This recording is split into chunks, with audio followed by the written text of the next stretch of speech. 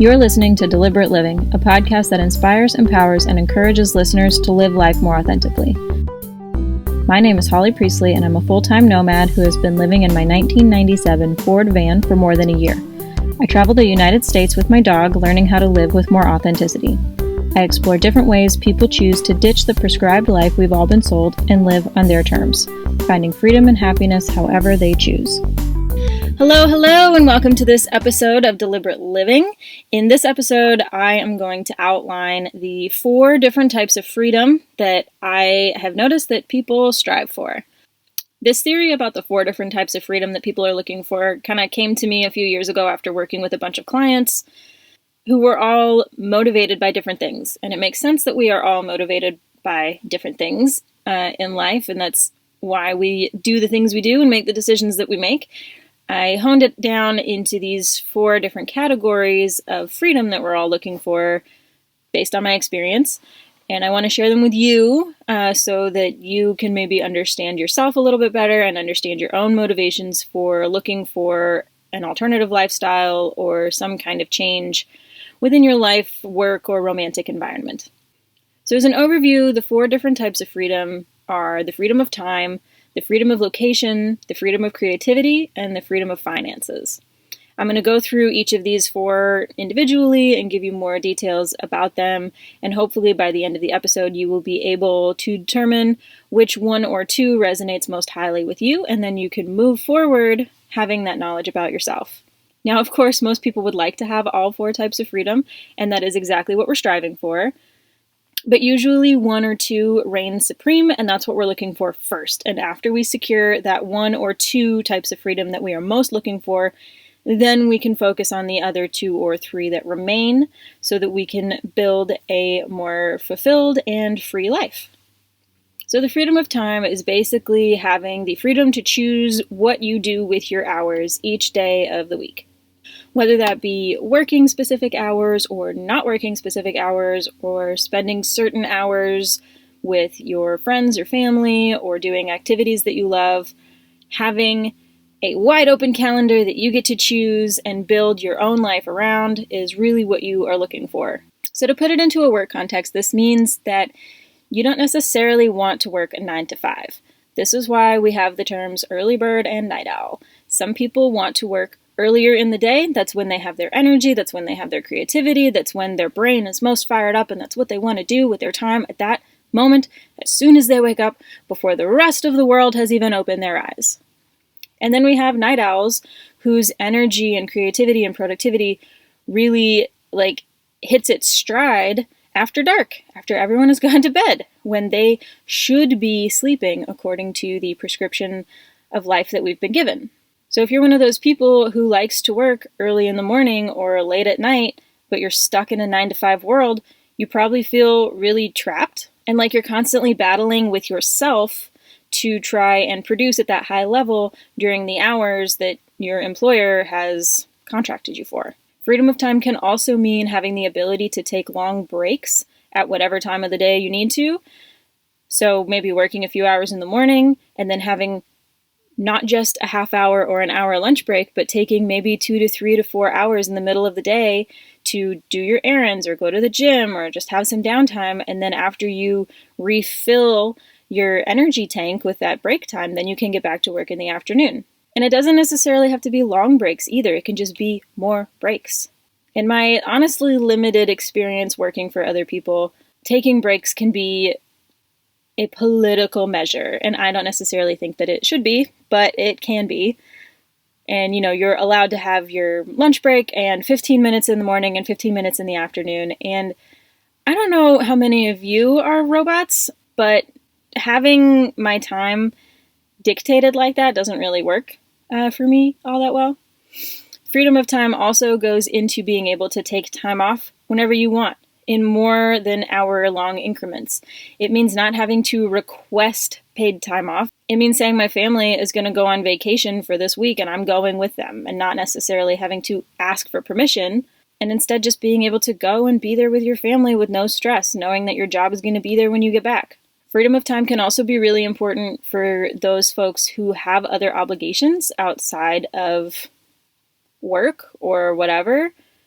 This can mean folks with kids or with elderly parents that they care for, or any other kind of obligation that has more of a time constraint. If you have children and they go to public school, the time that they are in school is dictated by another being, and so having the flexibility around your own schedule to work around your children's schedule can be really freeing and give you that space that you need to accomplish all the things you need to do in your daily life. This also means that you're not necessarily limited to a Monday through Friday schedule. This means you can work weekends and then take random days during the week off. This is one of my favorite things to do because the activities that I like to do out in the wilderness are usually more crowded on the weekends because that's when everybody else has time off too, and I don't necessarily want to share. I want to have that trail all to myself or that rock climbing crag all to myself. I don't necessarily want to have to wait in line to go do an activity that I want to do, or even running errands, going to the DMV, going to the grocery store, being able to make my schedule work around those is a huge benefit for me. The next type of freedom is the freedom of location. And this means that you get to live and work and play from wherever in the world you want to. This is really important for nomads and vagabonds, people who like to change their location every month or every week or every hour. This can also be really important for people who are stationary but just need to switch up their environment during the day so that they can stay creative and productive. This can mean working from home, working from an office, working from a new coffee shop or a new brewery. Adding in that novelty into your day is really important for creating that flow state that you need to be as creative and productive as you can be. This type of freedom is also important for those who have friend or family obligations that are location specific.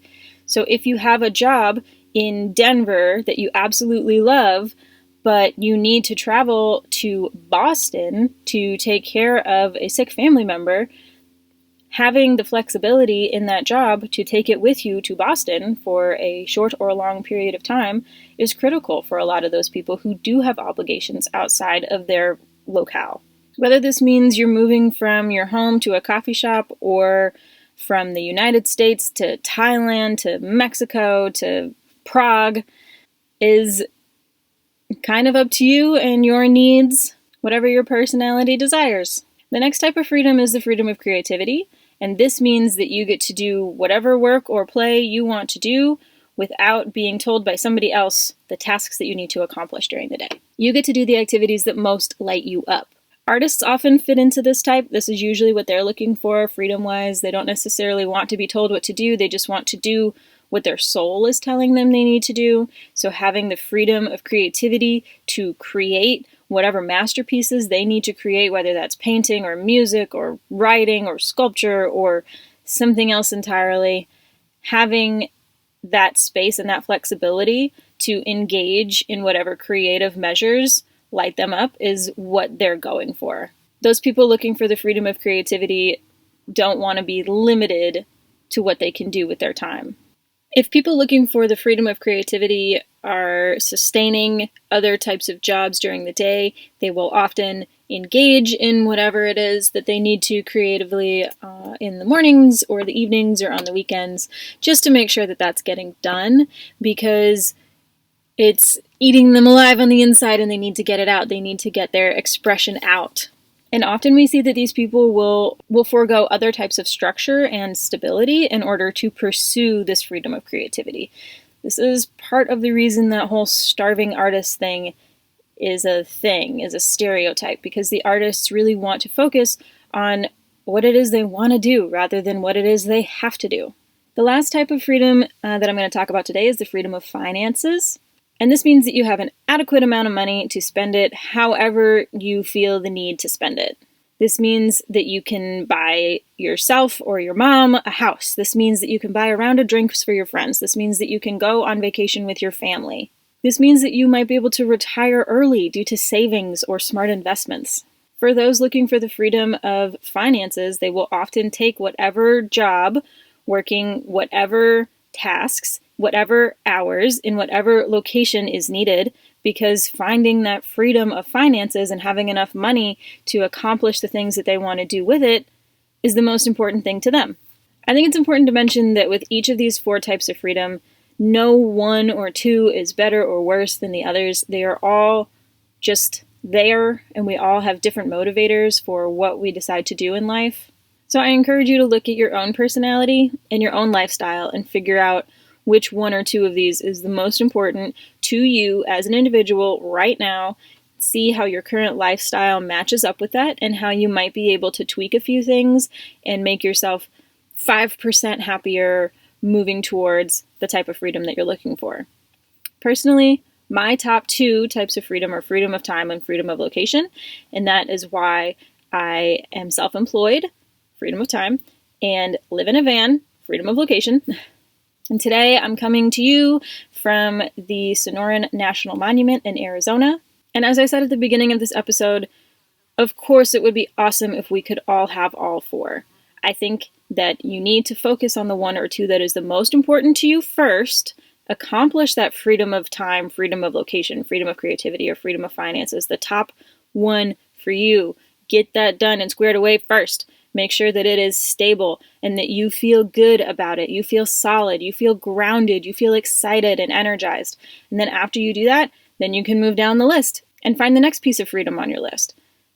We can have all four of them. It is abso-freaking-lutely possible for us to have all four of these types of freedoms and to live a very full, very well-rounded, very amazing lifestyle. Can you imagine how you would feel if you had all of these different types of freedom? How free you would feel in the world to just be who you are and express who you are and really bring the gifts that you have inside you, like, out to the world and make a freaking impact? I think that would be totally fucking cool. I think the world would be a much better place if we were all living more true, authentic, deliberate lives. And part of that is knowing yourself and knowing what motivates you and taking steps to move in the direction of your dreams. Whether that dream is owning your own business or sailing around the world in a tiny sailboat with your cat or longboarding from one side of the country to the other. Whether you want to move to East Jesus Slab City and make sculptures out of garbage and donated items that get molded by the desert and the temperatures, or whether you want to build orphanages in Uganda, it doesn't really matter what you want to do. You need to do it. And you need to know yourself well enough that you can accomplish those tasks. And you can find the freedom and find the space that you need in your life, the mental space, the emotional space, the physical space, whatever it is that you need in order to show up as your truest self so that you can live a deliberate life. So once you figure out which of the one or two types of freedom are your top favorites, the top one or two that motivate you in your daily life, please send them to me, put them in the comments, or send me a direct message or whatever. I don't really care. I just want to know what they are. I'm really curious what the makeup of this audience is and what y'all are looking for. And if this episode resonated with you, please share it with a friend who you think could also benefit from it. The more we know ourselves, the more we can show up for others. We've reached the end of this episode of Deliberate Living. You can find the show notes and everything we referenced over on my website, and be sure to subscribe wherever you listen to podcasts on YouTube or sign up for email updates every time something new is published. I'll see you next time on Deliberate Living, and until then, keep your life on the DL too.